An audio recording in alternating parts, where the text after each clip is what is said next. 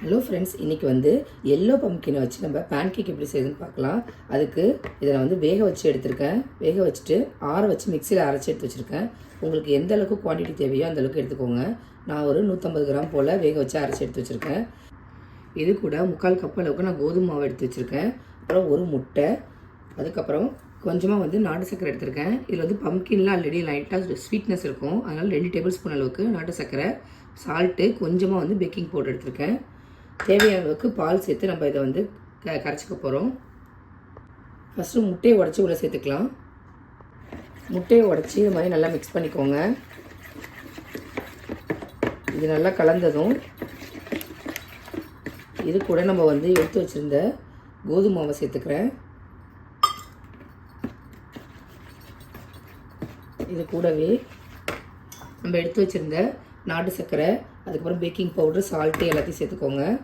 சேர்த்துட்டு நல்லா மிக்ஸ் பண்ணிக்கோங்க. இந்த மாதிரி எல்லாம் நல்லா கலந்து வந்ததுக்கப்புறமா இது கூட கொஞ்சம் கொஞ்சமாக பால் சேர்த்து நம்ம வந்து பேன்கேக்கு கன்சிஸ்டன்சிக்கு மாவை ரெடி பண்ணிக்கலாம். இப்போ எல்லாத்தையும் நான் மிக்ஸ் பண்ணிட்டேன். பேட்டர் வந்து இந்த பதத்துக்கு இருக்குது. இது கூட வந்து நான் கொஞ்சமாக வெண்ணிலா எசன்ஸ் சேர்த்துக்கிறேன். உங்களுக்கு இது வேணாம் அப்படின்னா நீங்கள் வந்து ஏலக்காய் தூள் கூட சேர்த்துக்கலாம். முட்டையோட ஸ்மெல் இல்லாமல் இருக்கணுங்கிறதுக்காக தான் சேர்த்துக்கிறோம். சேர்த்துட்டு நல்லா மிக்ஸ் பண்ணிக்கோங்க. அவ்வளோதான், பேட்டர் ரெடி ஆகிடுச்சு. இதை ஒரு 5 நிமிஷம் அப்படியே வச்சுட்டு அதுக்கப்புறம் நம்ம பேன்கேக் செய்ய ஆரம்பிச்சிடலாம். இப்போ ஒரு பேன்கேக் மோல்டில் கீ அப்ளை பண்ணியிருக்கேன். நீங்கள் நார்மல் தோசை தவாவில் கூட ஊற்றிக்கலாம். இப்போ இதில் நம்ம ரெடி பண்ணி வச்ச பேட்டரை கொஞ்சம் கொஞ்சமாக சேர்த்துக்கலாம்.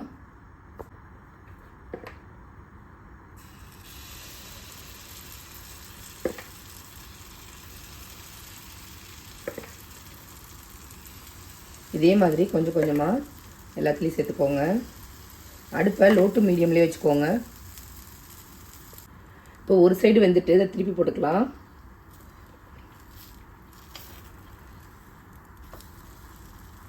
இதே மாதிரி எல்லாத்தையும் திருப்பி போட்டுக்கோங்க. இதில் இந்த சைட்லேயும் லைட்டாக கீ அப்ளை பண்ணிக்கிறேன்.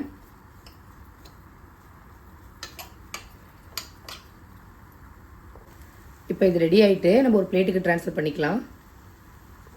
அவ்வளோதான், சூப்பரான பம்ப்கின் பேன்கேக் ரெடி ஆகிட்டு. இது குழந்தைங்களுக்கு ரொம்ப பிடிக்கும். நீங்களும் இதே மாதிரி உங்கள் வீட்டில் செஞ்சு பாருங்கள். இதில் நம்ம வந்து எல்லாமே ஹெல்த்தியான ஐட்டங்கள் தான் சேர்த்துருக்கோம்.